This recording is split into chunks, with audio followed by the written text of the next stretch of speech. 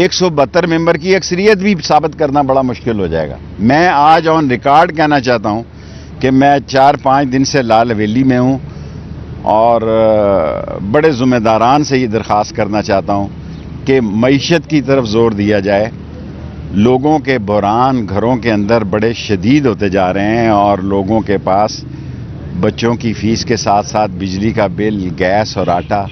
اصل مسئلہ یہ ہے، یہ 2/3 کے جو بہت بڑے لیڈر بنے ہیں، مجھے تو مشکل دکھائی دیتا ہے کہ 172 ممبر بھی کسی کے پاس پورے ہوں. شیخ صاحب، بڑی جماعت جو وہ کہہ رہی ہے کہ ہم وفاق میں ہوں گے، پنجاب میں کوئی اور ہوگا، آپس میں بندر بانٹ ہونے کی بات چیت کر رہی ہے، اور آپ کی گفتگو سے لگ رہا ہے کہ الیکشن نہیں معیشت اہم ہے. میں تو 5 دنوں میں اس نتیجے پہ پہنچا ہوں کہ لوگوں میں الیکشن سے زیادہ فکر ان کو اپنے گھر کے چلانے کی ہے. لیکن الیکشن ہونا بھی پاکستان کی ضرورت ہے اور مجھے یقین ہے کہ انشاءاللہ پاکستان میں الیکشن ہو کے رہیں گے اور الیکشن جو ہے اس سے شاید کوئی معیشت میں بہتری آ جائے. اور یہ سارے کام جو ہیں وہ معیشت سے ہی شروع ہوں گے اور معیشت پر ختم ہوں گے. جو بھی حکومت آئے گی اس کے لیے معیشت بہت بڑا سوالیہ نشان ہو. شیخ صاحب یہ بتائیں کہ جب آپ چلہ کاٹ کے باہر آئے تو آپ نے کہا تھا کہ 9 مئی کے ثانیہ کے جتنے بھی ذمہ دار کارکن ہیں یا جو نہیں ہیں ان سب کو میں معافی دلواؤں گا. میں دل کی خواہش رکھتا ہوں کہ وہ لوگ جو بے گناہ ہیں، اور عاصم منیر صاحب سے میں ذاتی ہاتھ جوڑ کے درخواست کر چکا ہوں، ندیم انجم صاحب سے کر چکا ہوں کہ جو بے گناہ ہیں ایک بورڈ بٹھا دیں، ان کو نکال دیں. ان کے گھریلو حالات بڑے خراب ہیں.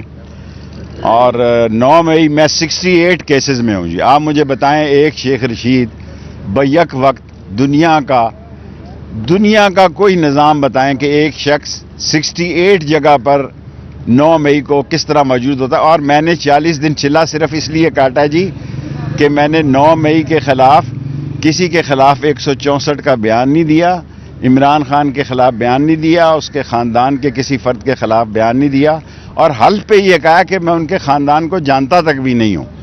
اور میرا یہ ایمان ہے، ایمان سے کہہ رہا ہوں کہ لوگوں کے مسئلے بڑے شدید ہیں اور جنہوں نے حل کرنے ہیں انہی سے کہہ رہا ہوں. باقی یہ جو ویسے ہی پھر رہے ہیں مری میں چہل قدمی 4-4 5-5 دن سے کر رہے ہیں، یہ آپ ووٹ لینے جائیں گے یا تو الیکشن والے دن غش پڑے گا لوگوں کو یا حش پڑے گا. غش اور حش کا مقابلہ. سردار صاحب، آپ ساتھ تھے، کورٹ میں بھی گئے ہیں. یہ ان کیمرہ ٹرائل تو نہیں ہے، لیکن انسداد دہشت گردی کی عدالت میں میڈیا کے دفتر پر پابندی کیوں آئی تھی؟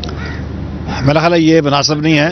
جو اوپن کورٹ کا تصور ہے اس کے مطابق میڈیا کی کو پابندی نہیں کی جا سکتی اور نہ ہی عوام الناس کو پابندی لگائی جا سکتی ہے. جو لوگ بھی اوپن کورٹ کی ہیئرنگ دیکھنا چاہتے ہیں وہ ان کا قانونی حق ہے اور ان کے اوپر اس طرح کی پابندی نہیں ہونی چاہیے. ایک اور ملک صاحب میں کہنا چاہتا ہوں کہ میں نے میرے بڑے اچھے، میں نے مروت کا پورا نام کیا، شیر افضل مروت صاحب سے، شعیب شیخ سے، کھوسا صاحب کے پاس، شیخ شعیب نا، شعیب شاہین صاحب کے پاس، جو ہمارے ڈارلنگ ہیں سردار صاحب، سردار رازق صاحب، یہ تو ہر وقت ہیں.